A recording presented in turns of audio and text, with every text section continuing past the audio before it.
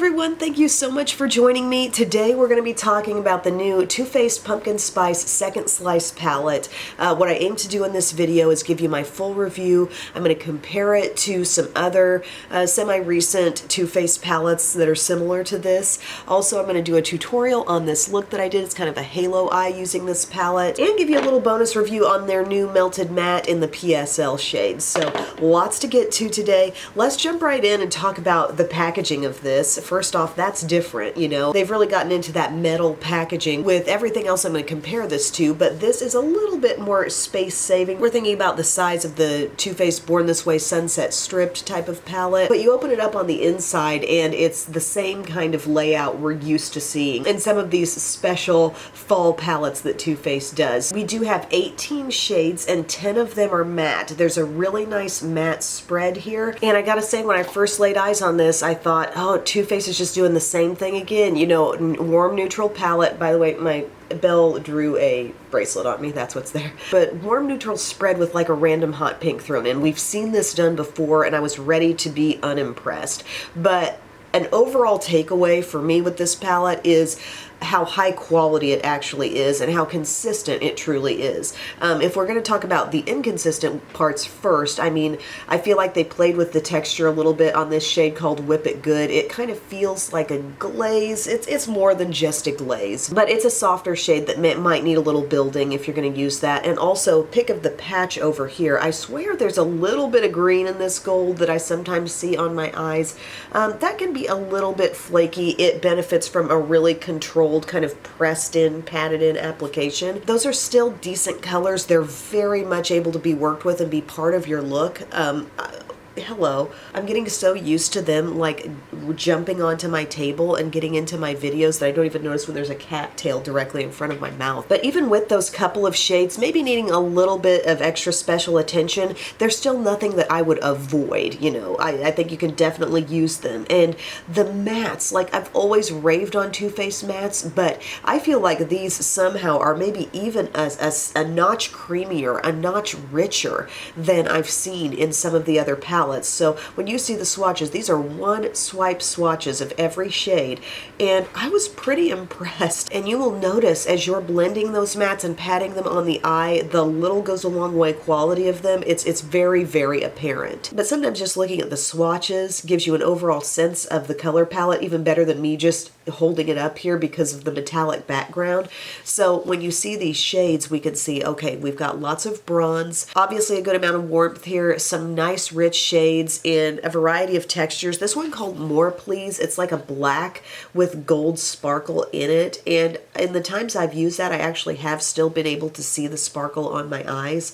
Absolutely love this one called Fall Feels. I wish I would have worked that into today's look somehow, but that one is just smooth and rich and such a nice accent to different looks. I will say you can combine quite a few different shades in this palette and not get a warm look. This shade can be great in the crease, work in some of the plum, play with some of these lighter shades. There's a lot of closeness, I think, between these two colors here, the one called Sip Sip Hooray and Toasted. Those are a couple of mattes that, I mean, Toasted, you're going to see I used that in my crease today. I wanted to prove that it was dark enough to do that. But yeah, they're pretty close. Also, I thought like Cutie Pie and Sinful, you know, one's a little deeper than the other. They're different. Bronze Shimmer is in here, but yet I feel like they gave us so many nice mattes. I'm able to kind of be content with everything. Second helping is Dynamite. I need to still work Thankful, this bright pink, into more looks that I do with this palette. I think it has a lot of potential. It's a good quality shade. I just haven't really taken it there yet, aside from maybe a really light blend on the outside of a look. But to say I was more impressed with this palette than I thought I would be, I mean, that's really where it stands with me. I think Too Faced put out something here where quality-wise,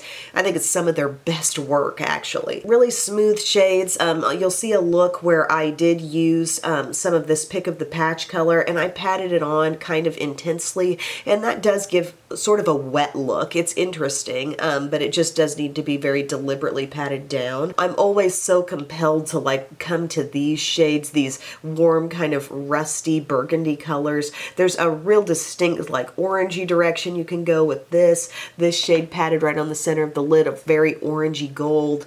This one down here, plenty of orange vibes, definitely a fall palette to me. So yeah, you can say what you want when you see the palette in a picture and you say, oh, it just looks like Too Faced doing the same thing all over again. And I was in that lane too, but getting my hands on it and working with it, it's probably some of the best quality Too Faced has done. It's a good matte and shimmer balance. It's a good light and dark balance without a bunch of oddball shades that make you work really hard. Like I said, maybe a couple of those shimmers need a little extra attention, but it's nothing really annoying or troublesome. Now, what is this the sequel to? What is this the second slice of? Well, remember pumpkin spice? So we're back to that metal packaging here. I loved the color spread in this palette. I felt like Too Faced, whoever designed this, somebody really sat down, took their time, thought about variety. This continues to be one of my favorites that Too Faced has made. I love this really interesting color scheme over here.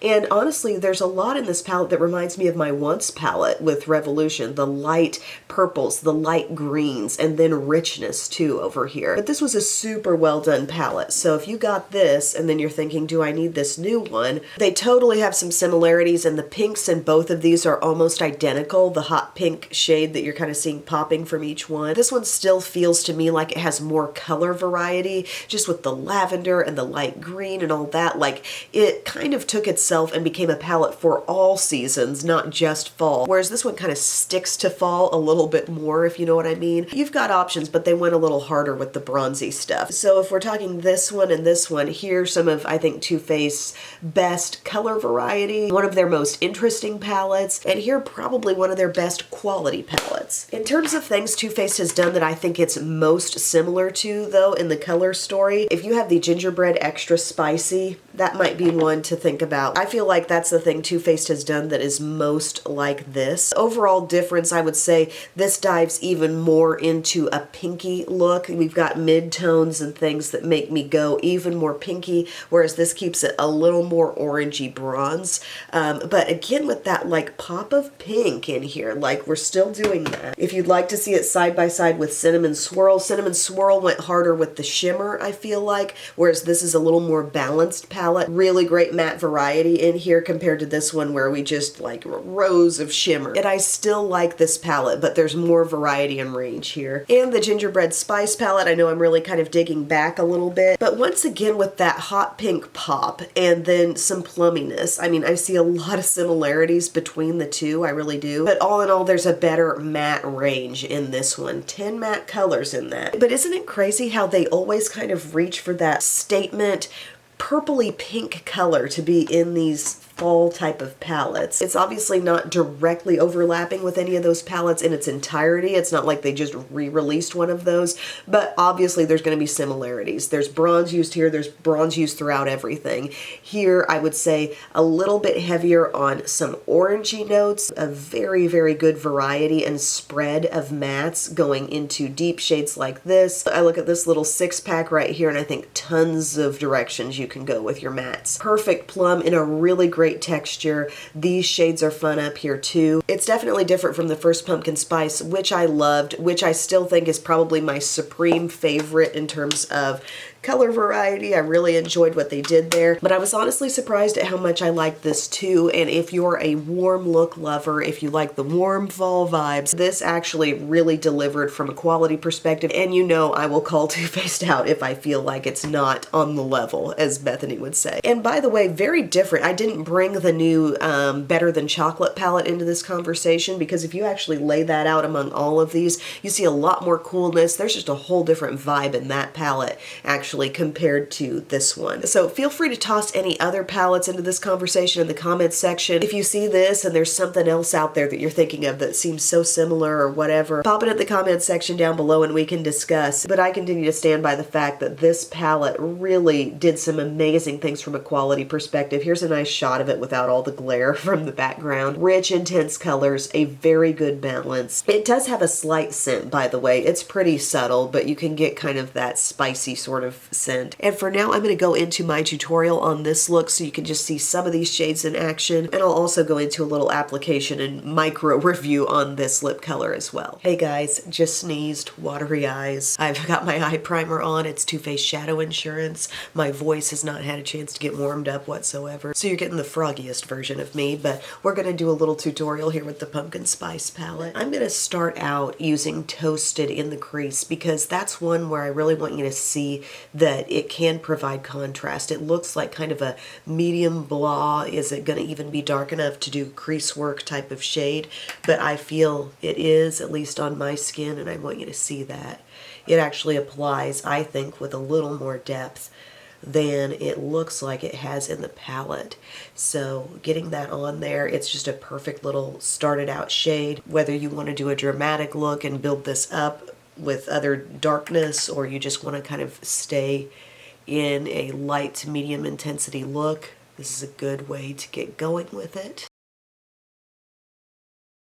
I am really impressed by these mattes. The intensity is so there with them. Next, I'm going to go to Everything Nice, which I think kind of amounts to the lightest color. I mean, both of these right here are nice soft shades that could be kind of on the border of something. This one maybe just has a little more like peachy brightness, but I'm just going to take that over the edge, and it's really going to allow for a nice fade.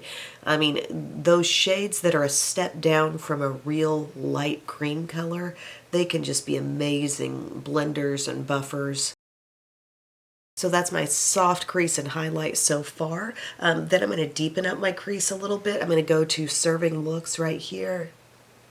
How would I describe this shade? Kind of like rosy terracotta, maybe a little bit. Really coordinates with the shirt I'm wearing today. But it's just starting that with that same crease brush in the outermost corner, outer edge of the crease, and pulling inward.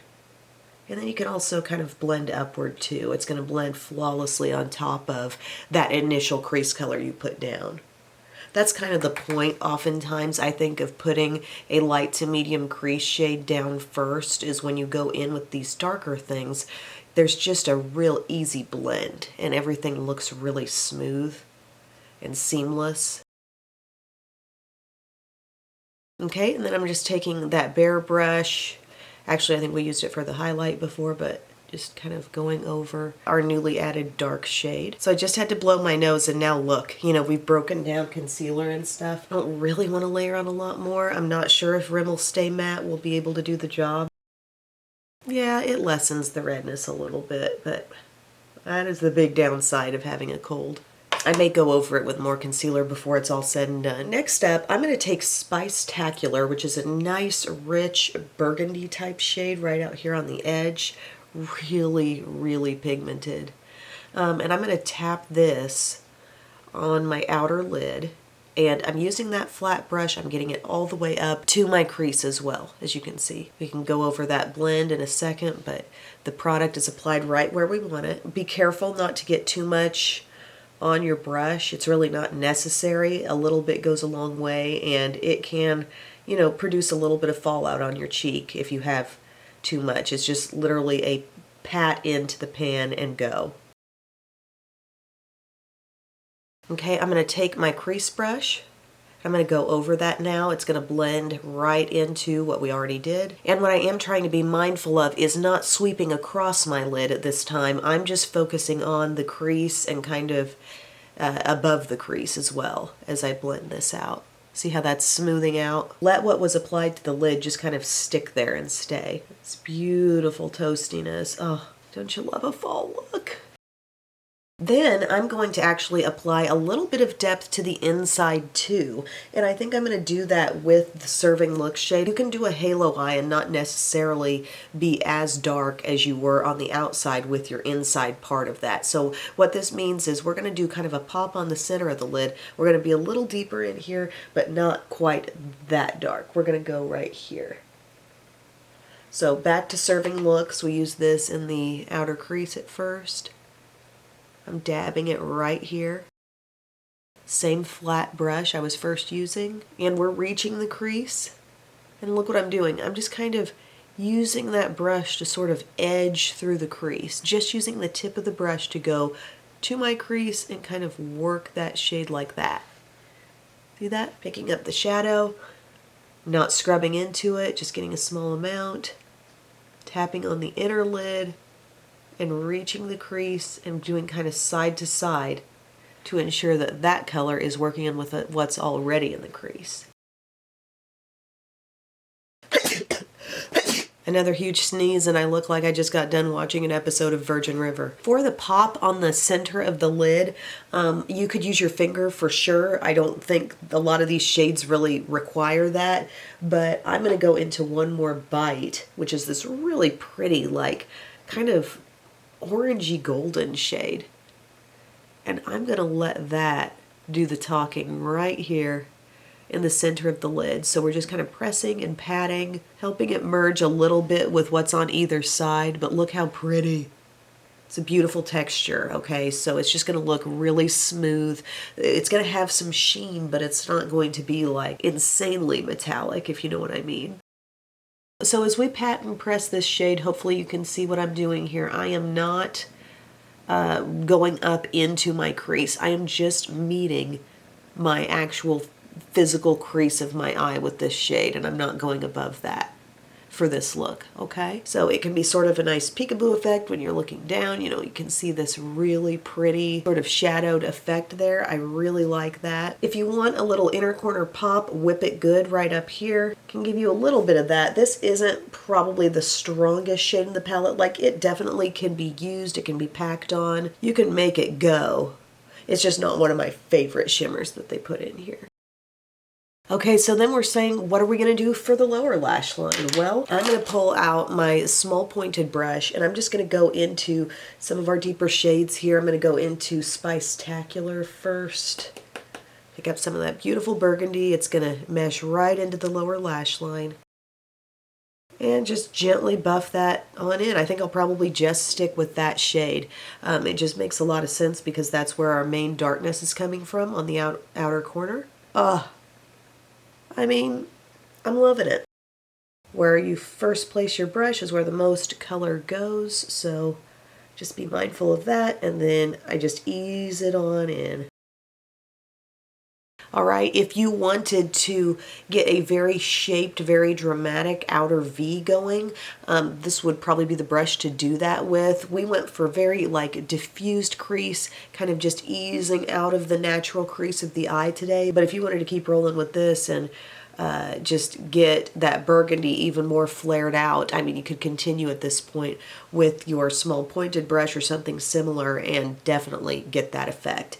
But what I'm going to do now is just finish my look, okay? I'm going to do some eyeliner, some mascara, and we'll come back, kind of recap this, and do the lip as well. All right, friends, so to finish off the eye, I did feel like going lighter in the lower inner rim, just because the eye is so surrounded by this warmth, and I have been sneezing and stuff, and I think it just kind of helps me look a bit more alive. So I use my ABH double-ended pencil, the matte side of that. I also line my upper lash line with the Essence Lash Princess Waterproof, and then I use Superhero on top and Cali Ray Come Hell or High Water on the lower lash line. Definitely could be a pretty dramatic look if you wanted to add some lashes, but this is where we're staying for today. I'm also going to add a little more blush. This is Sweet Ginger from L'Oreal, and I just feel like it was made to be a blush for this type of look. As you see it going on, it's got some glow, but it's just got the perfect kind of pigment as well. For the lip, I also purchased their new Melted Matte. This is the Pumpkin Spice Latte PSL. Special little Too Faced Melted Matte. You can see the cute designs there on the packaging. And this is a really pretty shade. A very hardcore staying power. The thing is, like, typically, if I'm dealing with a cold, I'm not wanting, like, my lips are already dry and crusty. I've had them, like, soaking in a balm the whole time I've been up here to this point. It is a matte liquid lipstick with a dry down. You just need to be aware of that. If you're not a fan of that, you're not going to be a fan of this product. But as far as things like that go, this wears well. It wears, I think, beautifully evenly. I'm so stuffed up it's hard for me to pick up on the scent today, but I do remember there was a scent. Tone is like a really pretty toasty terracotta, I'd say, mixed with some red. It's not super orangey. It reminds me so much of that Maybelline Superstay Vinyl that I have in the shade Lippy, only a matte take on that. You can count on it. It will stay in place. It definitely complements the kinds of looks that you get out of this palette, and I like how it gives that little glam touch. You know, there's some depth to this, there's some richness to this lip color. I really enjoy what that's doing for the look, for sure. Thank you guys so much for taking time to watch today. This was one of those things where it's like, okay, I know I'm gonna buy it, I know I'm gonna review it, but I really, you know, was questioning how good this was going to be, and fortunately Too Faced, I think, really delivered on quality in this palette. Are there some overlaps, some similarities with other things they've made? Absolutely, there are. But still, there are certain specific things setting this palette apart. It's all in how intricately you want to look at it. If you say, well, I have gingerbread extra spicy, and this new one looks close enough to this for me, I'm just going to stick with this and not buy anything else, that's fine. Do what you want to do, but if you like a good fall kind of holiday themed palette and you love the warmth, you've got plenty of warmth here, but you do have some other directions you can go. Some interesting ways you can also cut into a warm look with maybe something like this or this shade or this, and sort of change the direction as well. So I think they did a good job with this one, my friends. I also do enjoy the lip color too. That's my kind of shade. Please let me know if you've tried either of these products. What do you think of them? Do you think they're worthwhile? Leave your take in the comments section so we can all discuss there, and thank you so much for watching. I love you. Bye.